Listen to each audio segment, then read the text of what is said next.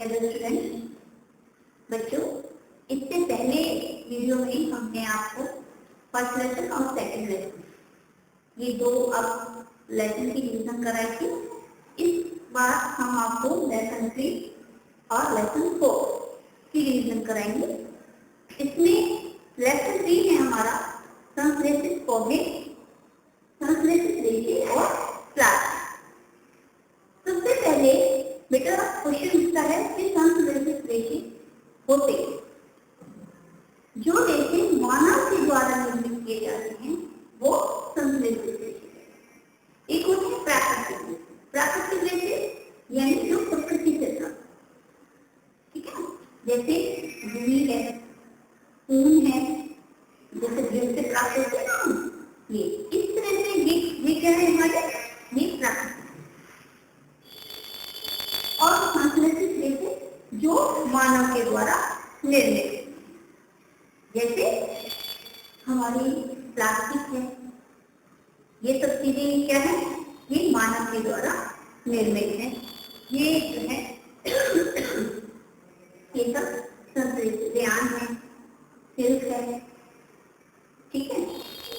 Silk प्राकृतिक में भी आती है, प्रकृति में, क्योंकि ये रेशम के जो रेशम है वो प्रकृति रेशे में भी आती है, क्योंकि रेशम के कीड़े होते हैं जो कि शहतूत के पेड़ पर पाए जाते हैं, पाले जाते हैं, उनसे हमारी रेशम बनाई जाती है। लेकिन अब जो है ये संश्लेषित रेशों में भी मतलब मानव के द्वारा भी अब रेशम बनाई जाती है, ठीक है। जो प्राकृतिक रेशम होती है, प्राकृतिक रूप से जो प्राप्त होती है, प्योर रेशम जिसे हम कहते हैं, वो बहुत ही कॉस्टली होती है बेटा। एक आम आदमी के लिए ये बहुत ही कठिन होता है उसे खरीदना, उसे प्रयोग करना। जो संश्लेषित रेशे में मतलब जो मानव के द्वारा निर्मित रेशम है उसकी कीमत कम होती है, जो हम आमतौर पर प्रयोग भी करते हैं। तो इसमें तो ये था बच्चों संश्लेषित रेशे क्या होता है, जो मानव के द्वारा प्राप्त किए जाते, बनाए जाते हैं, निर्मित किए जाते हैं। फिर है हमारा बहुलक। बहुलक क्या है, जो अनेक छोटी छोटी इकाइयों से मिलकर बनाई जाती हैं, बनते हैं, उन्हें बहुलक कहते हैं। जो छोटी छोटी इकाइयों से मिलकर बनते हैं वो बहुलक कहलाते हैं। बहुलक का को हम अंग्रेजी में पॉलीगॉन क्या कहते हैं, पॉलीगॉन। जैसे ये दो शब्दों से मिलकर बना है पॉलीगॉन।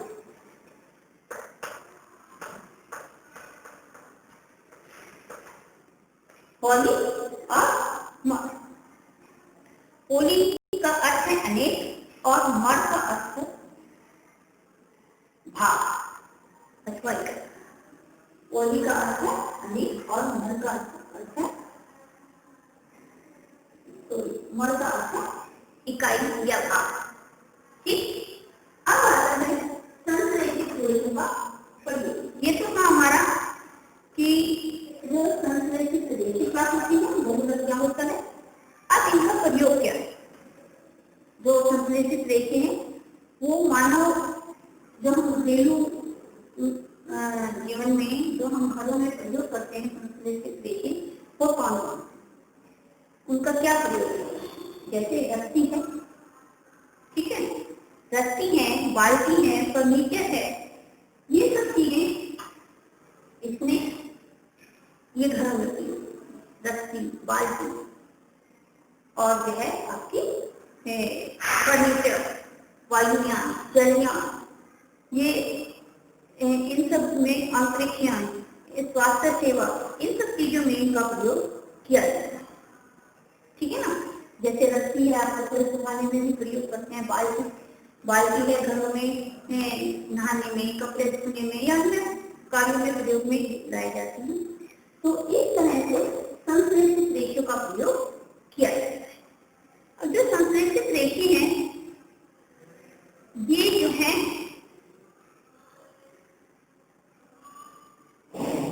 कभी इनमें एक प्लास्टिक होती है, वो जो हानिकारक होती है। जैसे आपके प्लास्टिक में ये पॉलीथीन थैलियाँ होती हैं, या प्लास्टिक की आपकी जो है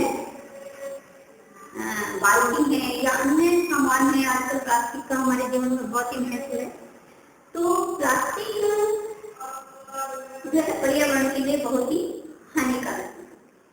पर्यावरण जैसे नहीं होती है, पर्यावरण के लिए बहुत ही नुकसानदायक। क्यों? क्योंकि जो प्लास्टिक है, प्लास्टिक जब अगर हमारी जैसे इसके टुकड़े होते हैं, पन्नी है, या इसे हम जमीन में ऐसे डाल देते हैं, मिट्टी में अगर दब जाती है तो उससे क्या वो जल्दी से नष्ट नहीं होती। ठीक है ना? जैसे पन्नी है, अब हम खेती करते हैं, उसके बीच फसल कोई पौधा है, उसके नीचे एक पॉलीथीन या प्लास्टिक का टुकड़ा, तो क्या होता है, वो गलती नहीं है, टूटती नहीं है जल्दी से। तो पौधे की जो जड़ें हैं वो नीचे की तरफ नहीं जा सकती, जमीन में नीचे की तरफ नहीं जा पाती। क्यों? क्योंकि वो प्लास्टिक जो है वो बीच में आ जाती है। और अगर हम उसे बाहर छोड़ देते हैं तो ये प्रदूषित है, नालियों में चली जाती है, तो नालियां बन जाती है। तो इस तरह से हम ये कह सकते हैं कि पर्यावरण हितैषी नहीं होती है। अगर कोई जीव जंतु जैसे गाय हैं या अन्य कोई पक्षी इन प्लास्टिक को खा लेते हैं तो वो उनको जो है पाचन क्रिया में दिक्कत हो जाती है और जो है सही से इनके पच नहीं पाती और कुछ बीमार हो जाती है। कभी कभी ऐसा भी हुआ है कि किसी जानवर ने या किसी पशु ने पन्नी को खा लिया है या प्लास्टिक खा लिया है तो उसकी मृत्यु तक भी हो जाती है। समझ आए? तो इसीलिए जो प्लास्टिक है वो पर्यावरण हितैषी नहीं। तो हमारा ये हो गया, बहुत हो गया, संश्लेषित पेशों का अवरोध हो गया और हमारा पर्यावरण हितैषी नहीं है, ये हो गया। ठीक है बच्चों? तो जो हमारा संश्लेषित प्लास्टिक है वो हमारे पर्यावरण के लिए बहुत ही हानिकारक है। अगर हम प्लास्टिक को भूमि पर डाल देते हैं तो यह नष्ट होने में बहुत ही लंबा समय लगेगा, तो इसीलिए ये जो है काफी हानिकारक। अब है मानव जीवन के लिए है प्लास्टिक का। दोस्तों आजकल जैसा कि आपको पता है मानव जीवन में प्लास्टिक का बहुत ही महत्व हो गया।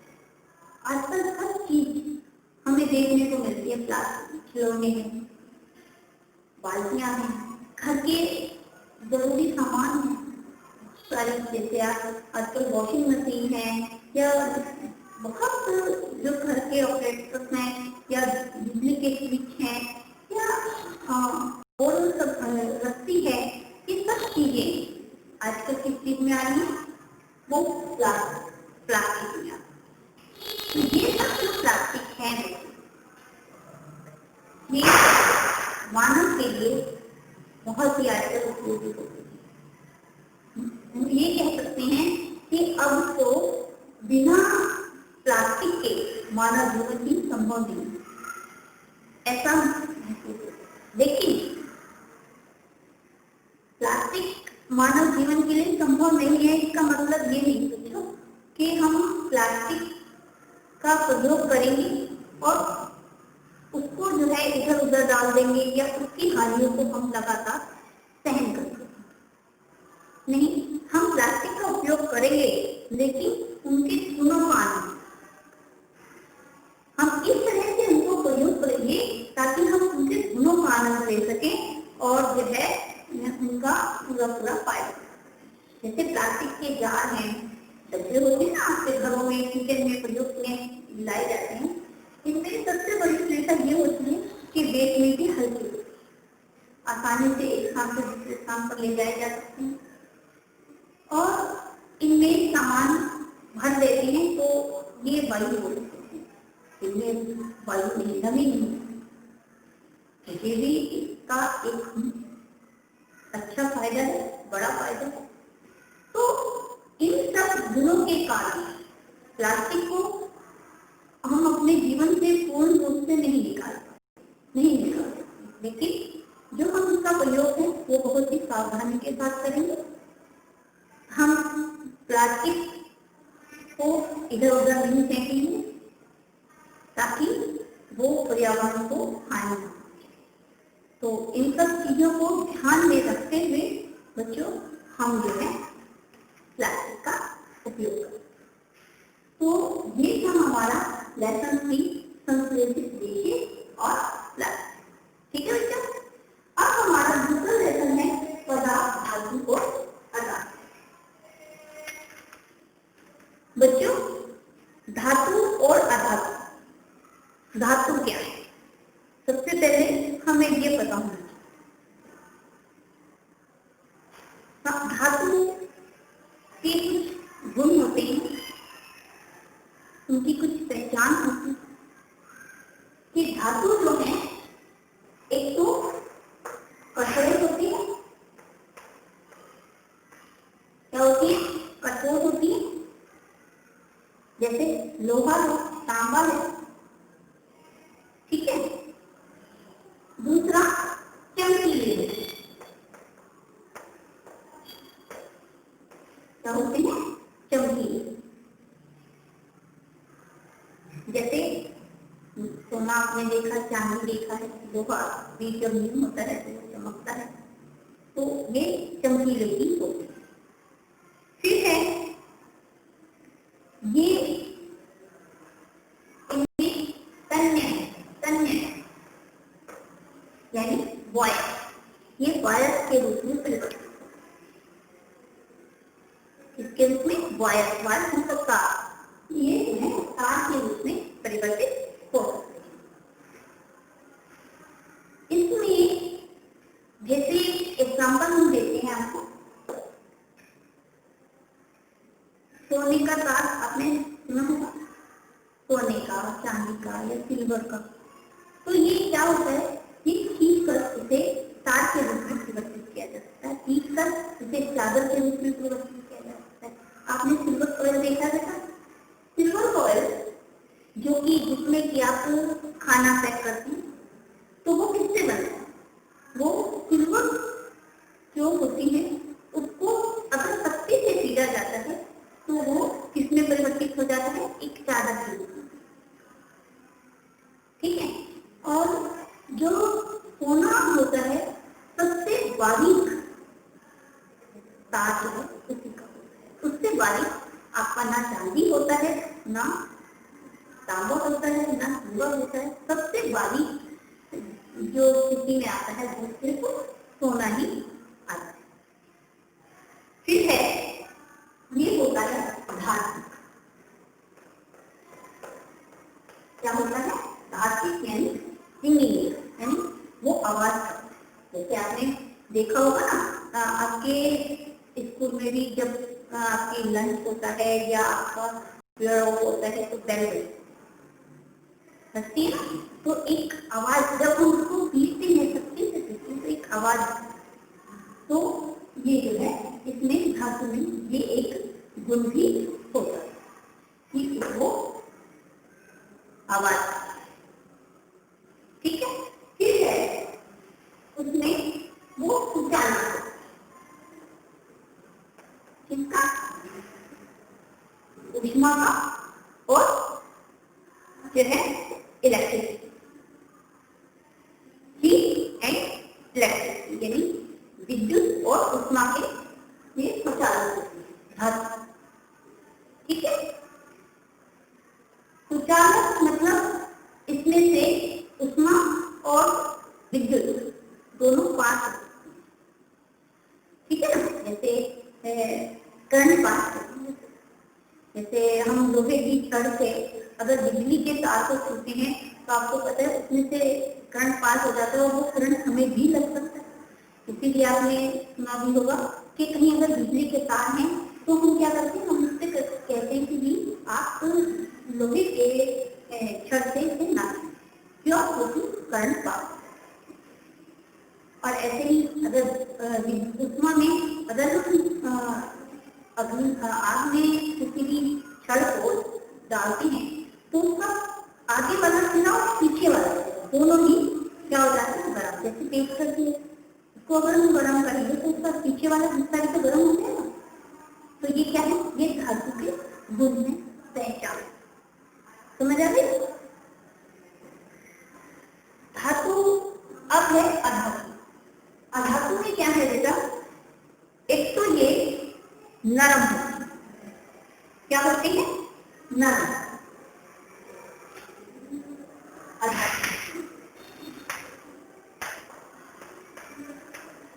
अधातु क्या होती है, उसकी पहचान क्या है, ये नरम होती है बहुत ही। जैसे सल्फर है, कार्बन है, ये सब चीज नरम होती है। दूसरा ये मलिन है।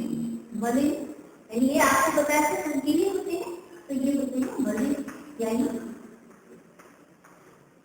चमकते नहीं है, ये रफ होते हैं। फिर है इनमें, ये मैं आपको अंतर बता रही हूँ। फिर तन्यता, आपको बताया था धातु में तन्यता होती है, तार बन सकता है, लेकिन अधातु में तन्यता नहीं होती। ठीक है? ये अगर इसको पीटा जाए शक्ति से तो ये चूरा हो जाए। जैसे कोयले को अगर आप पीटोगे तो क्या उसका तार बनेगा? नहीं बनेगा, वो किस में परिवर्तित हो जाएगा? एक पाउडर। इसी तरह फिर है धातु। धातु में उनका धात्विक मतलब वो आवाज, लेकिन अधातु क्या करता है? आवाज नहीं, तो ये धात्विक नहीं।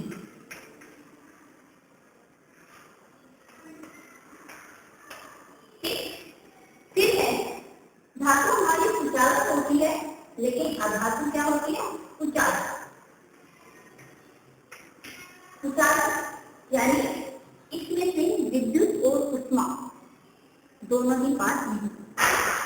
जैसे लकड़ी आपने देखा होगा, हम लकड़ी को आग में जलाते हैं तो उसका जो हिस्सा आग में होता है उससे वही जलता है, पीछे वाला हिस्सा थोड़ी गर्म होता है उसका। इसी प्रकार बिजली के तार को अगर हम लकड़ी में छूते, ठंडी से छूते हैं तो वो हमें करंट नहीं लगा है। तो ये जो है इसके लिए क्या है?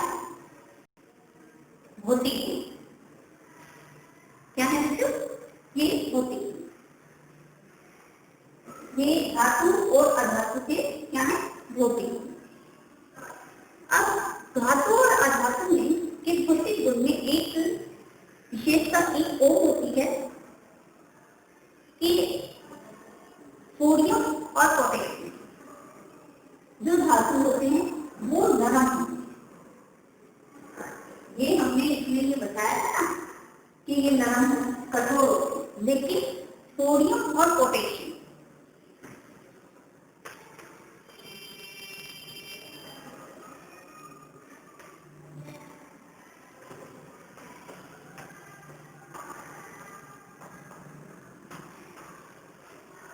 सोडियम और पोटेशियम जो है ये जो धातु है ये क्या होती है? नरम। और इन्हें हम ये इतने नरम होते हैं बच्चों कि इन्हें चाकू से भी आसानी से काटा जाता है। फिर दूसरा होता है ये तो सोडियम और पोटेशियम, और फिर है पारा। पारा यानी मरकरी। मरकरी जो आप थर्मामीटर में देखते हो, थर्मामीटर में आपको नीचे लास्ट में एक काला काला नजर आता है, देखा तो बच्चों ने देखा नहीं। तो उसमें क्या होता है, जो पारा होता है वो लिक्विड होता है। क्या होता है? लिक्विड। जबकि इसमें वास्तव में जो धातु का गुण होता है वो क्या है? कठोर। लेकिन ये दो चीजें विशेष अलग, ये धातु के गुण हैं। ये दो धातुएं सोडियम और पोटेशियम व पारा, ये जो है ये अन्य धातुओं से अलग होते हैं। धातु हैं लेकिन इनका गुण अलग होते हैं। ठीक है? तो ये सोडियम और पोटेशियम ये नरम होते हैं और जो पारा है वो लिखिए। तो ये था हमारा इससे रसायन भौतिक।